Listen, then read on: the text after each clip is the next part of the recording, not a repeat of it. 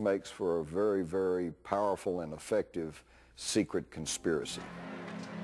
Theorists like Jim Marrs and Paul Williams suggest that the Illuminati's call to arms came with the formation of the most controversial secret society of the last 300 years.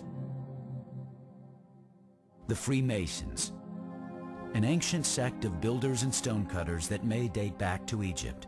Freemason was actually a half French, half Anglo term, and it just meant somebody that was free, or frere as in brother, and a mason, which was actually in the building arts. Later on, when they could not be Templars anymore, these masons banded together, and they weren't just masons, they were anybody in the building arts. They would form lodges, and so if a brother mason came from another lodge into your town, you would be responsible to help give him shelter, give him food, and if possible, give him a job to do. Others, like investigative journalist John Rappaport, believe that the Knights Templar never were destroyed. They simply went underground for centuries. But now, Rappaport suggests, the Knights have finally re-emerged and possibly infiltrated the Freemasons. Freemasons, to me, evolved out of the Knights Templar. Knights Templar were partially destroyed by edict of the Pope and the King of France, fled the scene, reformed themselves as a kind of secret society called the Masons, put their Templar past behind them publicly so that no one hopefully would discover that this was a reformulation. When the Knights Templars came back from the Holy Land with all of their newfound wealth and knowledge, they proceeded to work closely with primitive but existing stonemason guilds. And these were stonemasons who would clump together to form a kind of a union and then collectively work to build cathedrals and churches.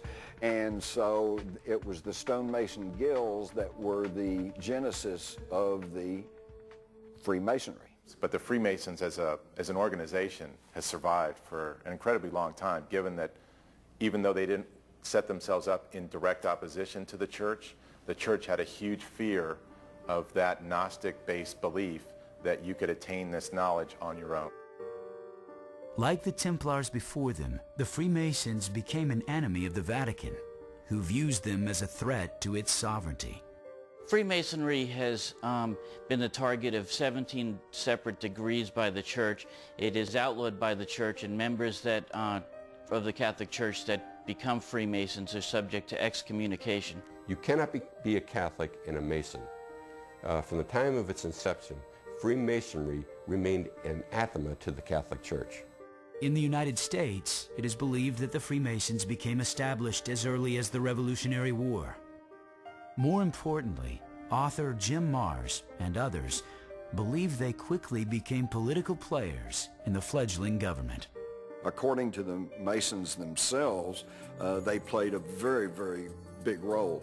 The Boston Tea Party reportedly took place by members of a Masonic lodge who completed their lodge meeting and then went out and dressed up as Indians and dumped the tea into the Boston Harbor. The number of America's founding fathers who were also Freemasons might be a startling fact to many. In the United States during colonial times, Freemasonry was the grease of the economy, that in many cities you had to become a Mason in order to do business. Benjamin Franklin understood that when he went to Philadelphia, that by becoming a Freemason, his newspaper and his printing press would get jobs from the city. John Hancock knew that in Boston, where about a third of the people depended on him for their income, he could trust people if they were Masons, so he would not give a job to someone that wasn't a Mason. George Washington was actually told in a letter by his brother, if he wants to get surveying jobs, to become a Mason, and that would facilitate him getting those jobs. And of the 57 some odd signers of the Declaration of Independence, at least 50 of them were known to be Masons. So there's really not much question that the Masons played a very prominent role in the founding of America. Perhaps it was coincidence, but the founding of the Illuminati in Bavaria appears to come full circle with the founding of America. Did the Illuminati find a sympathetic secret society in the newly formed United States? The Illuminati were founded in a kind of a banner year of 1776. That's their date, and May 1st, no less, kind of international communism, May Day.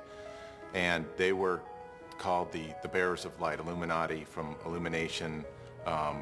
You kind of find this knowledge about yourself or information through the light. There have in fact been several Illuminati groups. The best known one is the Bavarian Illuminati group, and it's best known because its ideals of liberty, equality, and fraternity, if that sounds familiar, they became fundamental to the Enlightenment that appealed to the founding fathers of this country. With Freemasonry firmly established in both the United States and Europe, the Illuminati reportedly began to secretly expand their power base by infiltrating Masonic lodges. But in 1782, at the Wilhelmsbad Convention, the Illuminati rolled themselves into the Knights Templars and into their creation, the Freemasonry.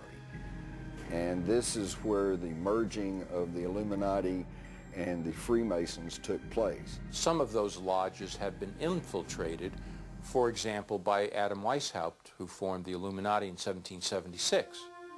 He thought a very good way to spread the word was to simply infiltrate and take over certain already established Masonic lodges. And if it is internationally controlled from one point, and if that point has some very dark agenda. Even founding father George Washington, a Freemason, openly feared the Illuminati's infiltration. Interestingly, George Washington said that he believed in the Illuminati conspiracy. He said, but it's nothing to do with Freemasonry. Although he distanced Freemasonry from it, he himself actually believed in this Illuminati conspiracy. A small group of people would have to run Paradise to make sure that it is maintained. The idea was, we'll present this concept of the abolition of private property. That will be our front. There's a lot of people that would love that as a dream because they feel that that would create true equality. But these utopian ideals masked a drive for complete control of world events. Could that drive lead them to take over the United States?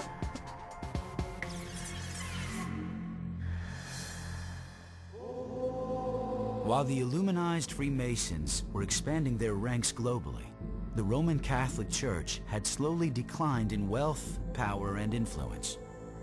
In order to survive, the Vatican was forced to compromise. Some critics say they made covert deals with the devil. Others believe it might have resurrected assassinations of modern-day popes.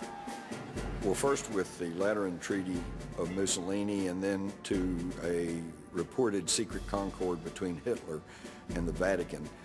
There were accommodations made prior to World War II between the fascists and the church.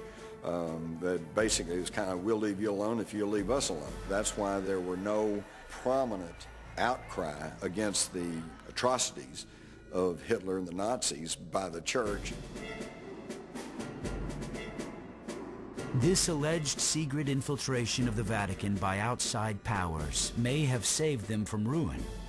However, some say it also made them a co-conspirator in the genocide that was to follow. Pope Pius XI signed the Concordat with Hitler and the Concordat with Mussolini. He had promoted these two fascist regimes. Toward the end of his pontificate, he lived to recant these views. He knew that he was wrong. He saw that the herding of the Jewish populations throughout Germany and Poland into ghettos, the creation of concentration camps, the persecution of Catholic clerics throughout Germany. By 1939, Pope Pius XI could no longer abide by the clandestine agreement he had made with Italian dictator Mussolini. He decided to separate the church from the fascists. It would be the last decision he ever made. Just on the eve of World War II, Pope Pius XI announced that he was not happy with these concordants that had been reached with the fascists Mussolini and Hitler, and was threatening to come forward and expose these deals that had been made between the church